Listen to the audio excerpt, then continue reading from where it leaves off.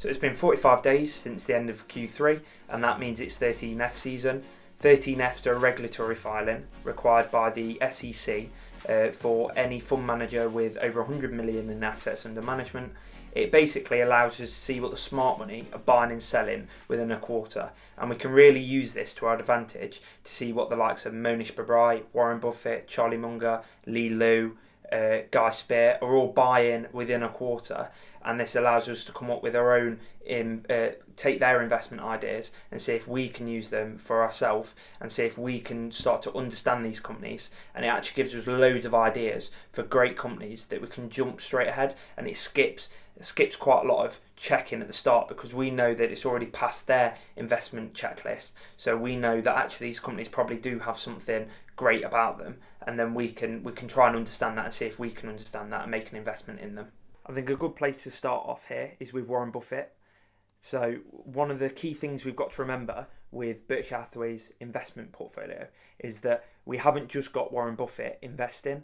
We've also got two other money managers, Todd Combs and Ted Weschler, who both manage around 15 billion each with a combined around 30 billion.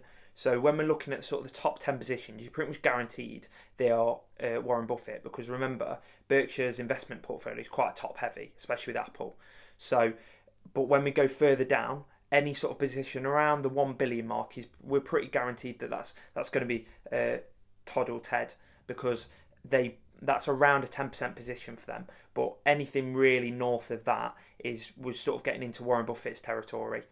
So let's start off with the top 10 to 15 sort of positions which are guaranteed to be Warren Buffett. And we can start off with Apple. Now, remember, Apple is really top heavy. It's about 42% of the portfolio, and that's the number one position.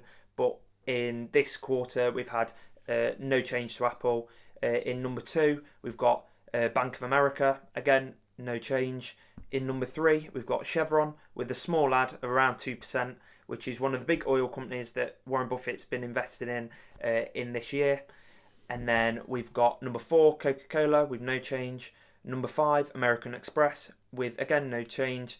And in number six, we've got Occidental Petroleum, which is another really big company that Warren Buffett's been heavily invested in, and that's around a 23% add in this quarter. Now, we sort of knew this was coming already, because when a individual investor or fund owns more than 10% of a company, they've got to basically disclose it through a Form 4, which is basically says that if you own over 10%, you've got to disclose any increase in stock ownership. So we kind of knew this one was coming anyway. And then in number 7, we've got Kraft Heinz with no change. In 8, we've got Moody's with no change. In Activision Blizzard, which is number 9, we've got a reduction of around 12%. Now, this one's quite a hard one because we know that that Todd actually invested in this previously before Warren Buffett invested in it. So we don't know if that reduction is Todd's reduction or if it's Warren Buffett's reduction. But what we do know from the shareholders' annual meeting this year, it's Warren Buffett sees this as what he calls a workout. So basically a bit of arbitrage, because the company's looking at getting bought out by Microsoft, and there's a gap between what the share's trading at now and the tender offer that Microsoft's offering to buy the company for. Now, there's obviously risk whether this goes through, which is why there's a spread, there's an arbitrage opportunity, but clearly Warren Buffett believes that it is going to go through. So we don't really know why there's a reduction. So in at 10, we've got a brand new ad, which is probably the biggest move that's been in on this 13F with Taiwan Semiconductor. So to be honest, I don't know too much about Taiwan Semiconductor, but it is quite a big ad. It's straight up to the top 10 positions. But what we have got to remember is, even though it's a top 10 position, it's actually only around 1.4% of the total portfolio. That's just because of how heavy weighted Apple is at the top. So even though it is a massive position, in the grand scheme of things, it's actually not massive, but it's around a $4 billion investment, so it's pretty much guaranteed to be Warren Buffett, we would have thought. But it's quite interesting to see that Warren Buffett's willing to actually invest in Taiwan with all the geopolitical issues that are going on at the moment. But yeah, I don't really have too much more insight than that into it. So next, we'll go down to the next ones, but it's now we're getting into really small positions, so I'll sort of blast through these. So we've got a few bank stocks which have been reduced. So US Bank Corp reduced by 35%, Bank of New York Mellon reduced by 14%, and then we've got a reduction in Kroger by 4%. We've got a 16% add in Paramount Global. We've got a reduction of 5.4% in General Motors. We've got a 6% add in Celanese Corp. We've also got a 8.7% add to RH. We've got a brand new buy that is Louisiana Pacific Corp. And we've also got another brand new buy, which is Jefferies Financial Group. So as you can see from these, actually, it's not a mega interesting quarter. The main one being Taiwan Semiconductor, which is probably the most interesting, but the rest of it isn't too interesting. And also, it's kind of hard to tell which one's Warren Buffett and obviously which one's Ted and Todd. So next, let's talk about Warren Buffett's right-hand man, Charlie Munger. So Charlie Munger runs the portfolio for Daily Journal Corporation. And actually this has been a really big talk over the last sort of 12 months with his purchase into Alibaba, the Chinese e-commerce conglomerate company. And it's been quite active actually the last few months. But as we can see from the 13F this month, we've got no activity at all.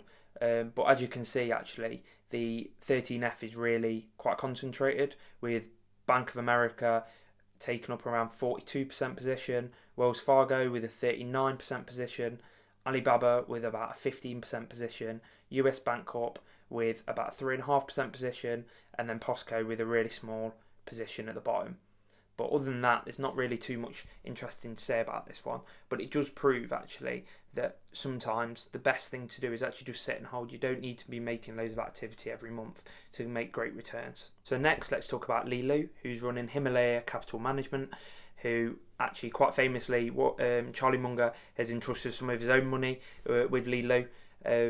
But as we can see from his 13F, he hasn't actually made any ads. Now, one thing we've got to talk about here, which is 13F filings are filings that are for American businesses. They don't cover any businesses outside of the US. So actually, we could have different ads and different stock positions, which is pretty much guaranteed actually with Li Lu, because he's got a BYD position that might not actually be on the 13F. So they're not. It doesn't include everything, but it's still a great tool to use. So as we can see, as of the last 13F, we've got a 33% position in Micron, a 25% position in Bank of America, a 17% position in Alphabet, a 14% position in Berkshire Hathaway, a 6% position in Apple, and another 5% position in Google.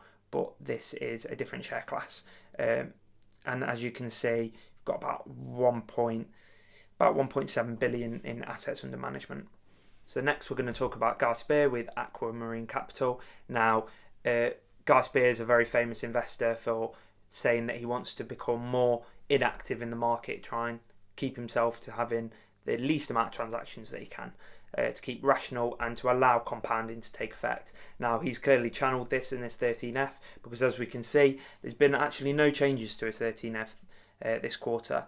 We've still got a 23% position in Berkshire Hathaway, a 17% position in American Express, a 14% position in Bank of America Corp, a 11% position in MasterCard, a 9% position in Ferrari, another 7% position in Berkshire Hathaway A shares, a 6% position in Micron, a 4% position in Moody's, a 3% position in SRG, a 2% position in Alibaba, a 2% position in DJ Co, and a just less than 1% position in Alphabet.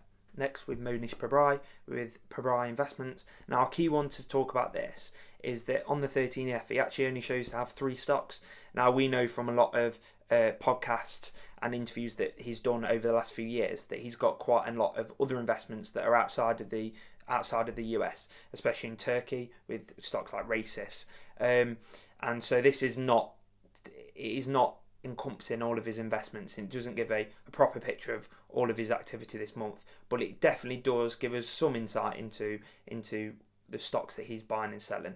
So let's have a quick look. So he's very heavily weighted in the US portfolio with Micron Technology with a 92% position. We've got a brand new ad with BAM, Brookfield Asset Management, which is a 8% position. And then we've also got Seritage, which is a tiny 0.03% position. Last but not least, let's talk about Michael Burry with Sign Asset Management. Now, Michael Burry isn't really a value investor, but he's interesting to look at, especially because of all his tweets on Twitter that are quite interesting to read. We can have a look into his portfolio. Now, especially over the last sort of 24 months while I've been tracking him, is very, very active within the stock market. And he definitely doesn't follow some of the rules that I personally follow. But he is interesting to look at, and you don't really learn too much, but it's just an interesting look at. So let's have a quick look over. So as you can see, there's been a hell of a lot of activity this month with a 300% add to Geo Group, which is now at 37% of the portfolio. We've got a brand new buy that is 25% of the portfolio with Kuwait Retail Group. I don't think I've just said that right. And then we've got a 15% add with Core Civic, which is a brand new holding. We've got a 30% of the portfolio with a new add with Aerojet. We've got a 7% add for a new position again with Charter Communications, and we've also got the last add with Liberty Group with a 3% add. So as you can see, he's definitely active within the market, but it's quite interesting to look at the different stocks and what his predictions are. I know Geo Group is a prison stock, so that's quite interesting. He tends to invest in quite unique businesses, to be fair. Now that's it for this 13F season. If you'd like to see more 13F videos, please drop me a like and give me a comment as well. And if you'd like to see more videos like this, please drop a subscribe, and I'll see you next time. Bye.